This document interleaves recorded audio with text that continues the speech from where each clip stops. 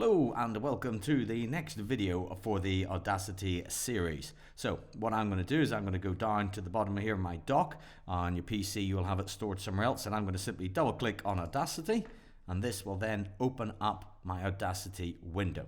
And if you remember from the last video, we've got our controls across here: pause, play, stop, back, forward, record. Our little selection tool, volume tool, etc. We'll come looking at those.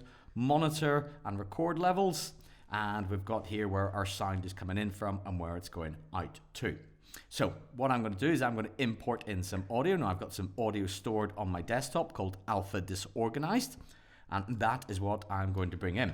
So if you remember from last time, I go File, Import, Audio, and then it will come up eventually.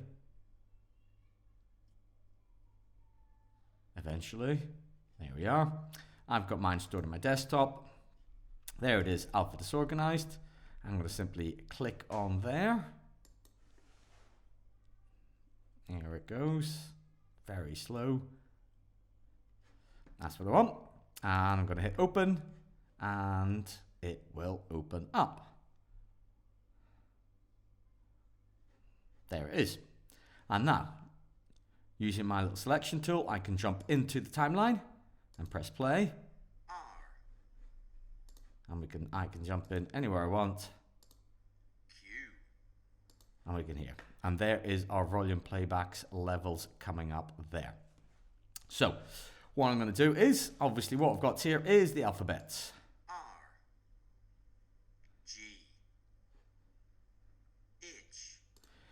All in the wrong order, as you hopefully noticed. So what I'm going to try and do is rearrange it into a particular order, and I suppose that order might as well be alphabetical. So first letter I've got here, I'm going to click, hold and drag. Okay, I'm then going to press play, and it's the letter R. Now what I need to do is to separate it from the rest of this audio file, because at the minute it is attached to the big audio file. So what I want to do is to separate it, and I'm going to put it onto another track. And then I'm going to, on the bottom track, rearrange all the letters in the alphabetical order. So to do that, I simply go to tracks, because I'm going to create a new track, add new, and I'm going to create a mono track. Now we'll go through mono and stereo with the PowerPoint I have. They'll explain all that. But as we can see here, the reason it's mono is because there's no separate left and right. To this track, it is all one side. The left and the right are entirely equal. It is just one same signal sent to both left and right. So I've got my track here, and what I'm going to do is I'm going to take this R, click, hold and drag, so it's highlighted it, and then I've got a little cut here, or Apple X or Control X if you're on PC. I'm going to do that, and notice it's now disappeared. Now the great thing about this is if I just put it anywhere, I think it's about here I'm going to go, I can then go and edit and paste, or Apple V or Control V, and there it is. But if you notice here as well, we've got this big red line here, and that's because Audacity is going to remember where that cut was. And if I go back in there and notice my indicator tool changes to an arrow icon, if I click in there, it brings the audio back. But also notice I still have it here, which is really handy because I've now got 2 copies of my audio. So what I'm now going to do is, I've got my letter R, I'm going to click in here and I'm going to press play.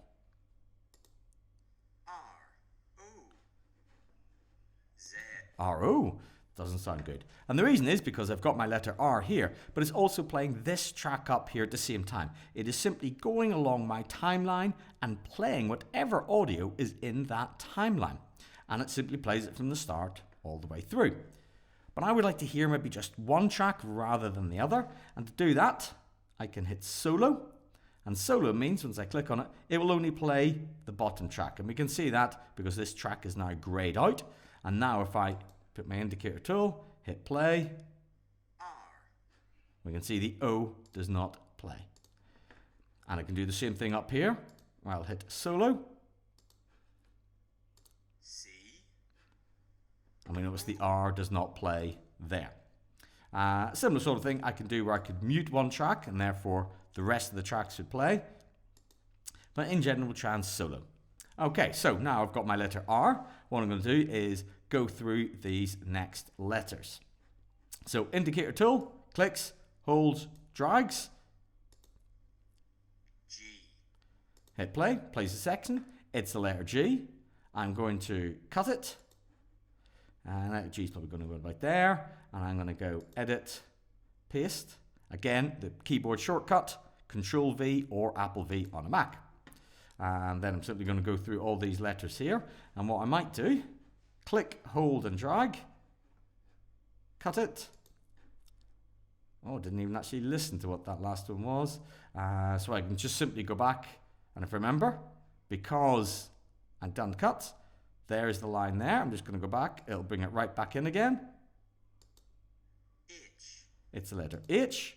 So what I'm going to do is cut GH. It's going to put it right there. I'm going to go edit, paste.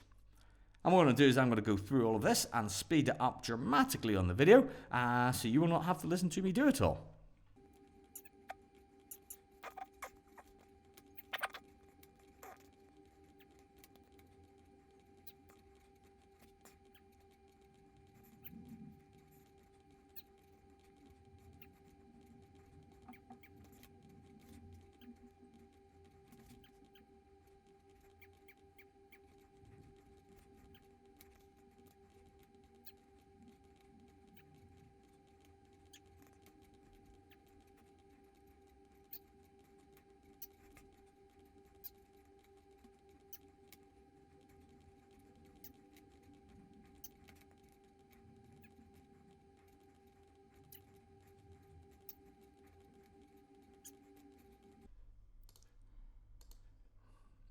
Okay, so now I've got all the letters. I'm going to simply press play. A. B. E. C. So I've got my C and my E the wrong way round. Well, that's no problem. What I'm going to do is go to my little time shift tool here. I'm going to do is move this one here, which is that's the C. I'm going to move that just here for a second. Then I'm going to move this E here, and I'm going to move this one back again here. Snap it up. Now we've got A. B. C. Okay. E. D. Again, similar. There's my D, so I'll just move that to there. There's my E up against there, and then F. it's my F. That goes up there. Then hopefully this is going to be my G, H. E. F. K. L. No, clearly not. So that's K. That's L. G. H. I. Okay, there we are. So that's the ones I want. So let me just go onto my indicator tool. Highlight the three of them. I'm just going to move all three together and just slot it there.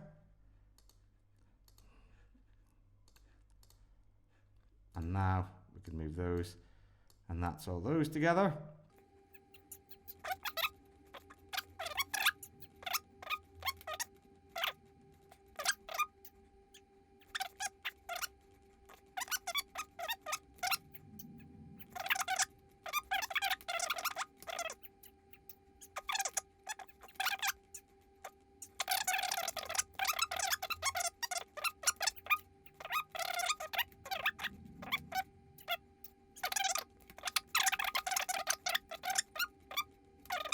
And we'll move this in as well. Here we go. And this now will have the sound of somebody saying the alphabet. I'm just going to move along here so we can get the start. We've got a nice little bar here. This will move it all the way back and forth. Obviously, we've also got our zoom tools in there, so we can zoom in, and we can see that we zoom as a plus. And then if I hold down the shift key, I zoom out. Cool, so let's use our bar down here, We're going to go right to the very start. I'm going to hit play, and it should sound exactly like somebody saying the alphabet. A, B, C, D, E, F, G, H, I, J, K. And obviously it doesn't. It doesn't sound like that at all. And the reason for that is because we have a natural rhythm on our speech. A, B, C, D, E, F, G, H, I, J, K, L, M, N. And that natural rhythm is how we'd say the alphabet, possibly in a 4 or a 6 bar. This has been recorded in a different way. This has been recorded out of order. So there's very little we could do that can anyway make this sound like someone reading the alphabet. And the reason I've done that is to highlight a very, very important fact. And that is whenever you're recording audio, record it as you want it to be. Record it as close as you want to be. Be it whispering, be it shouting, be it two people talking, be it two people fighting. Try and get it as close as possible to reality in the recording process. Don't always think, I shall fix this in post, because quite a lot of the time, you won't be able to fix it in post. So if you're recording somebody whispering, get them whispering in the recording.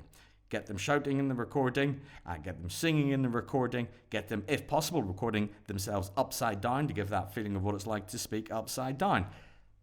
Get them in the recording, doing it as close as possible to what it'll be sounding like in the finished recording, and that will help you a lot. We'll show you later on how to do various effects and things like that, but that will come later on. Now, notice something here. If I drop in here and I press play here, let's jump ahead. E, F,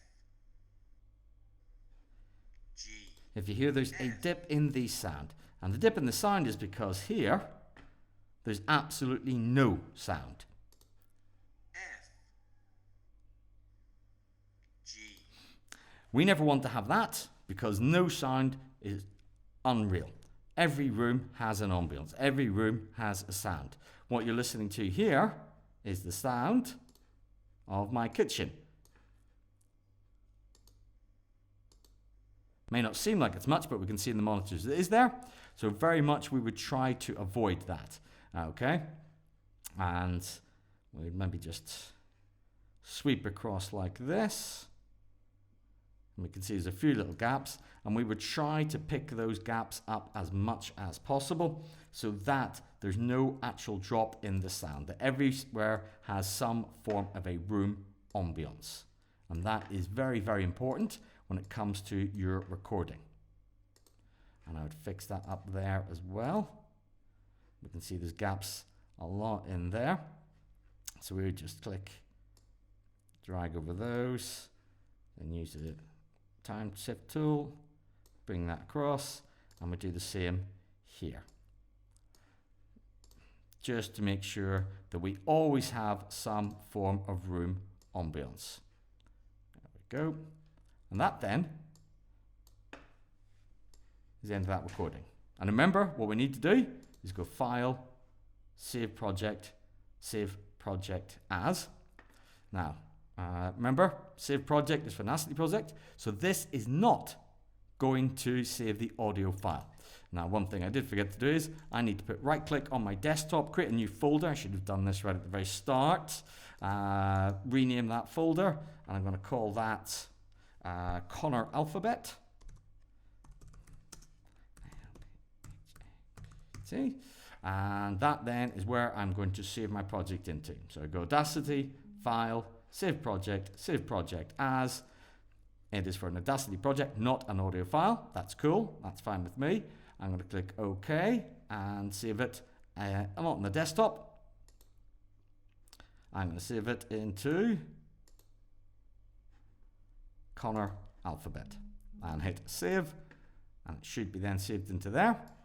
And there's my Connor Alphabet folder, and indeed there is my disorganized project, and there's all the audio data that will go into making that sound the way it does. That's all the cuts for the audio. And that is that.